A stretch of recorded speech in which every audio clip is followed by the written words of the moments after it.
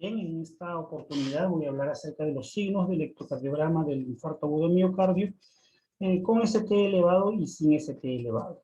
Bien, doctor Gamarra César, mis compañeros que pertenecen a este grupo son Salazar Orihuela Víctor Manuel, Salas Castillo y Patricia, Torres Palacios Ibet, Torres Valderrama Francis Rubén, y quien les habla en esta oportunidad es Sánchez Alvarado Walter Hugo. Antes de entrar al tema en sí, voy a hacer una pequeña definición de lo que es el infarto agudo del miocardio. El infarto agudo del miocardio es la muerte del tejido miocárdico. Es una porción que no está siendo irrigada por una arteria coronaria o tal vez por una de sus ramas. Dentro de los factores predisponentes que pueden producir un infarto al miocardio, tenemos la hipertrigliceridemia, tenemos la diabetes mellitus, el sedentarismo, la hipertensión arterial, la obesidad, la genética también que juega un papel importante, hábitos nocivos del paciente y la angina pues inestable. Hay que recalcar que dentro de estos factores predisponentes hay algunos factores que la persona puede corregir para poder así evitar el infarto de miocardio. Y dentro de las causas que pueden ocasionar el infarto podría ser la arteriosclerosis, el espasmo coronario, una embolia, una disección de la arteria aórtica, de la arteria coronaria. Bien, entonces, en este video, este es un corazón con sus ventrículos y aquí se ven pues las cavidades ventriculares y las paredes. Esto que podemos ver bueno, en la anatomía del corazón, esto es el ventrículo derecho, ¿no? El ventrículo izquierdo, tenemos el septum, más aquí abajo, en la esquina tenemos el ápex o ápice del corazón, y también puedo decir que todo esto todo esto que se está observando viene a ser una pared, ¿no? Una pared, o también una parte del ventrículo, o sea, es un muro del ventrículo, que también se le conoce con el nombre de pared ventricular. Pared ventricular. Entonces, puedo decir que en este muro hay una parte más superficial, más externa en la superficie del corazón. Por eso que recibe el nombre de epicardio. Pero también hay una parte, cavitaria que está más adentro, una parte que está más en contacto con la parte interna de los ventrículos y se llama pues endo. De ahí que viene el nombre de endocardio. Entonces,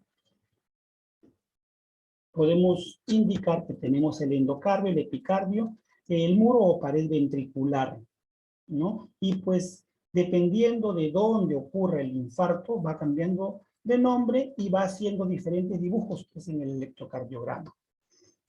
Bien, si quitamos esta imagen y vamos a colocarlos, este dibujo de las coronarias, en este dibujo sirve mucho pues, porque ayuda a identificar cómo es que las coronarias salen de la aorta. Al fin y al cabo, las coronarias salen de la aorta, ¿no? Aquí vemos la válvula aórtica, el ventrículo se contrae, la sangre sale en esta dirección, pero también sale hacia otras direcciones, en este caso hacia las coronarias.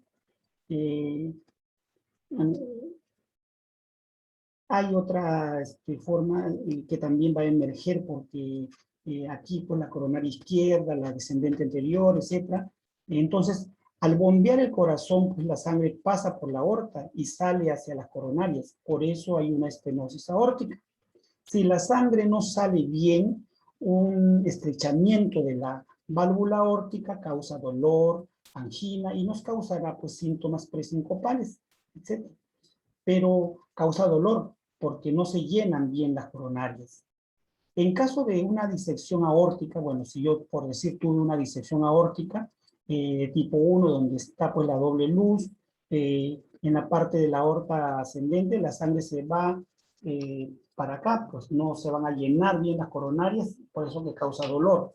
Entonces, puede decirse que un infarto comienza cuando se rompe una placa de ateromatosis aterosclerótica en la arteria coronaria, se rompe y las plaquetas pues se pegan allí por proceso inflamatorio, endoteliales, y se ha tapado pues esa arteria coronaria. Entonces lo que queda del trayecto de la coronaria se queda sin sangre, y entonces el tejido distal a esa oclusión empieza a sufrir. Sufre porque no llega oxigenación, porque no llega nutrientes, entonces en ese momento empieza un dolor porque hay isquemia, le llega pues menos sangre al tejido de lo que necesita. El paciente empieza a ponerse nervioso, siente esa sensación de dolor, ese dolor que no le deja andar y que le quita el aire también. El corazón a lo mejor va a empezar a bombear mal, pero lo bombea demasiado rápido, entonces hay un mayor requerimiento metabólico, necesita más oxígeno porque está en taquicardia debido a la angustia y no se llega pues más, no le llega más sangre. Mientras está latiendo más rápido hay una isquemia y hay una especie de círculo vicioso o un angor hemodinámico. Y si esto finalmente avanza, ya empieza a haber muerte del tejido. Y a esta muerte del tejido se le conoce pues como necrosis, ¿no? La necrosis del tejido, necrosis tisular. Y ya podríamos decir que es propiamente dicho un infarto. Esto ocurre inmediatamente, enseguida es un infarto agudo del miocardio.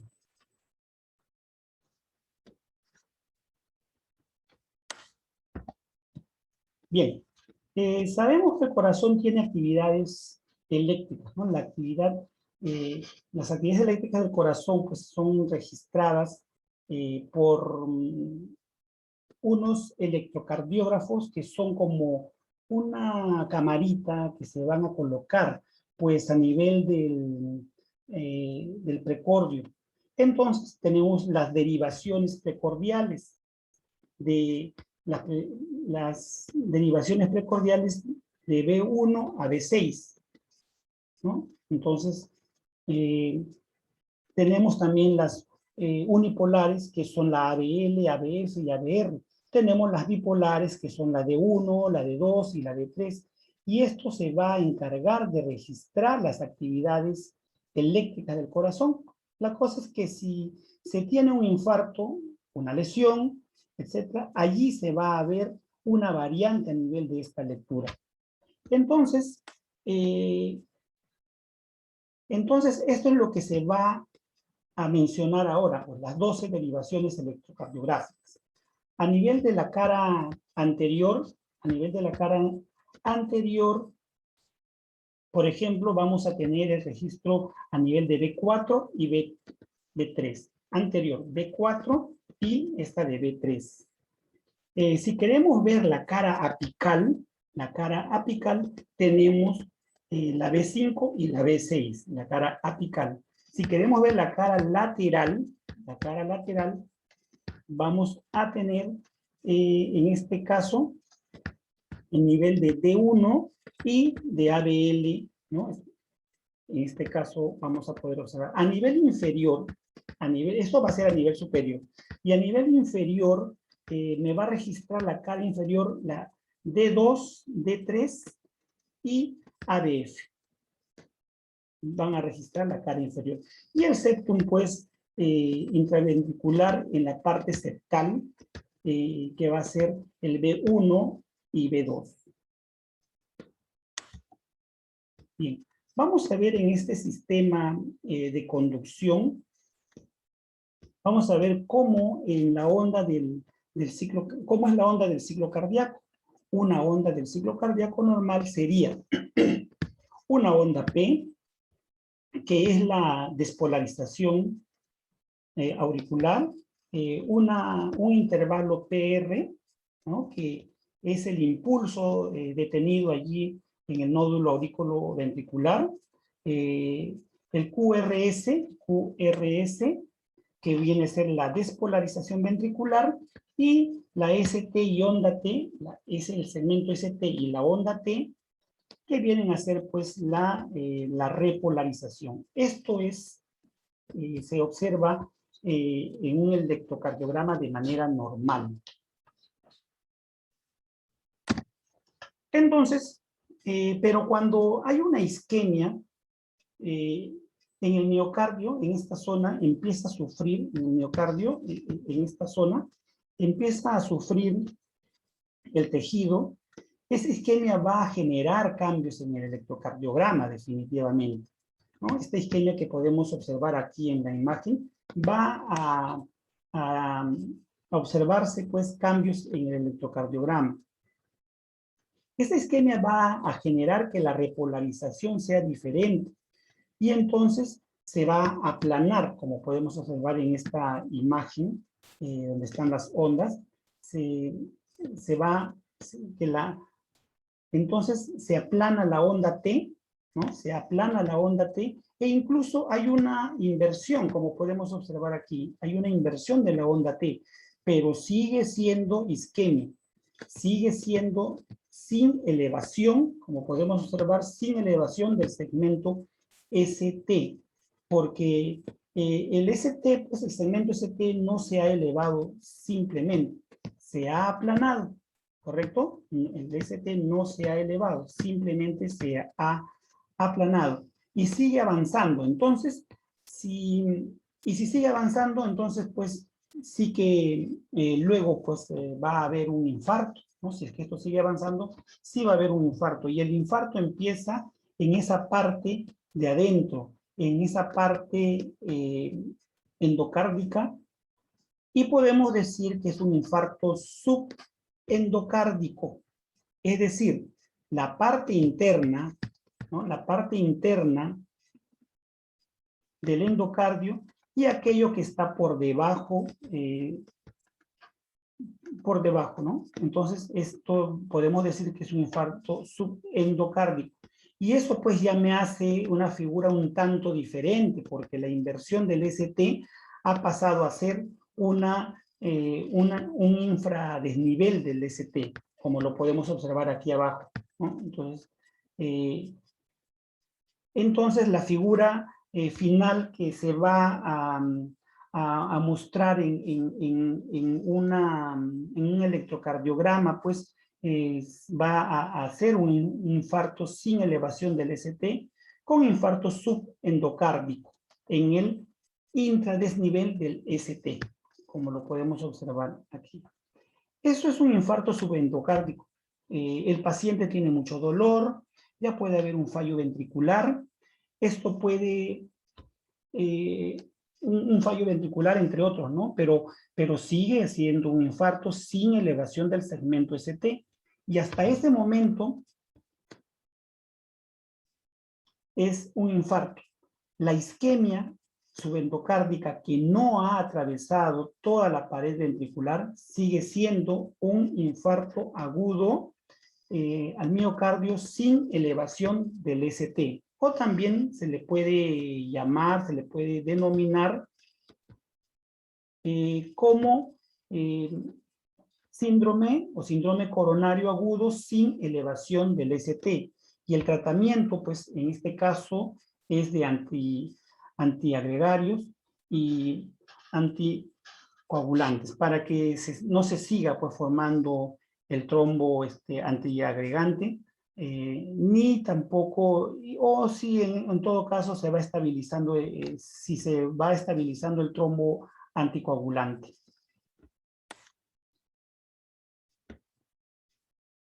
Bien, la parte que está pues en penumbra, ¿no? Esta parte que está en penumbra, por decirlo así, va a recibir todavía un poco de sangre de otras partes del corazón y se va a quedar allí, ¿no? Pero esto es un infarto al miocardio sin elevación del ST, ¿correcto? Entonces podemos determinar que esto es un infarto subendocárdico sin elevación del ST.